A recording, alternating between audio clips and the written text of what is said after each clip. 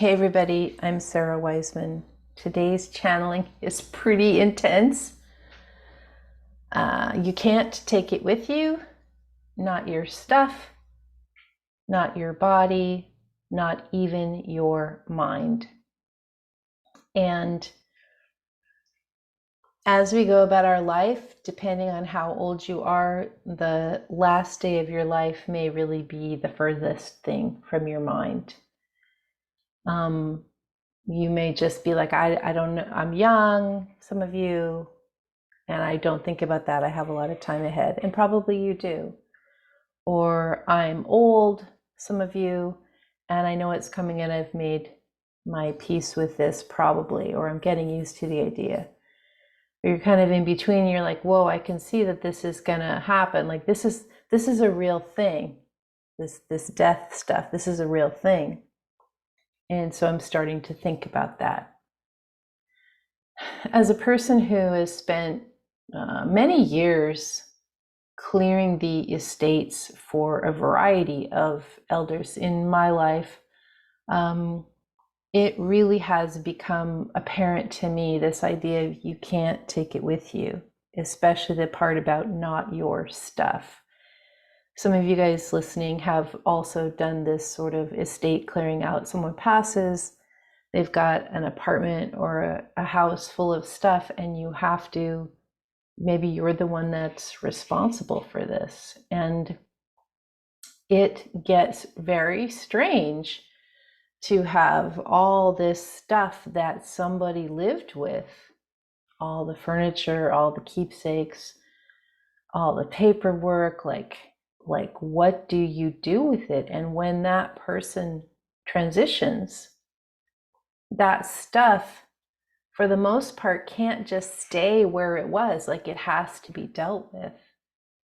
And the enormous amount of stuff that some of us, especially people more like people born during the Depression, they tended to really value having lots of items. And so then you go through this process for someone else. Maybe it's a parent or a sibling or some grandparent or somebody else that you were close enough to have this task of dealing with their stuff.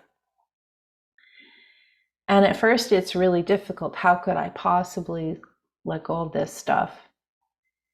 And then you're like, I have to get rid of this whole house of stuff.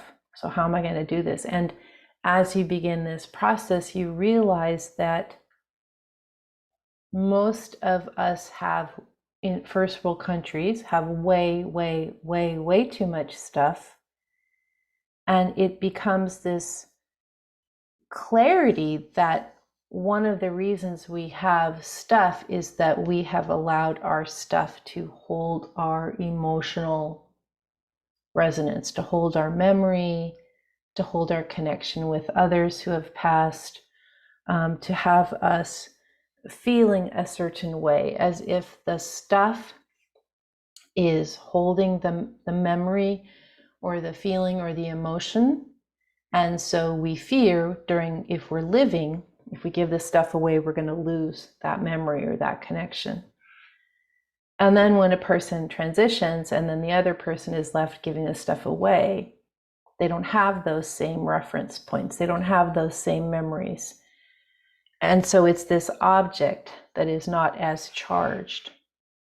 And the process begins. How do I get rid of all these things? The other thing you can't take with you is your body. Now, those of us who may get really old, when we become like super elder, the body starts to slow down and shut down. And again, those of you who have seen this, people getting older and just getting quieter and weaker and less present. Sometimes when people get ill, the same things happen, but the body starts to just become less useful. It loses its life force, or it loses its vibrancy. Sometimes bodies shut down very quickly in an accident or very sudden illness or sudden medical problem that results in death right away. So this idea that you can't take the body with you. And if you're a person that believes, as I do, in this idea of reincarnation, it's like, wow, this particular body in this lifetime, you love it or hate it. I personally love this physical form, and you just have this sense of gratitude for what your soul got poured into, and the experiences you've had through the body, and you just feel so excited about it. And yet it's going to end. You can't take it with you. None of us, we haven't managed to become eternal, and maybe we never will. And then you can't take your mind. And this is the piece that's the most interesting, because even though our soul consciousness is always there, a lot of our time is spent with our mind, ego, personality, all as one item. And so a lot of our interests, our way of connecting with the world, a lot of it's done through thought. And when we think, yeah, I'm not going to have my stuff, okay, and I'm not going to have a body, and I'm also not going to have my mind, ego, personality. I'm just going to be vast soul.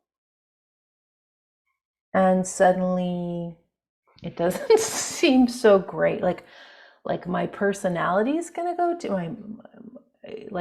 the me that I consider me is going to go, and I'm just going to be this vastness. Yeah, connected to everything and fully conscious, great, but without that particular spark that is me, at least until I reincarnate into next form. And who knows when that'll be, or how even that works.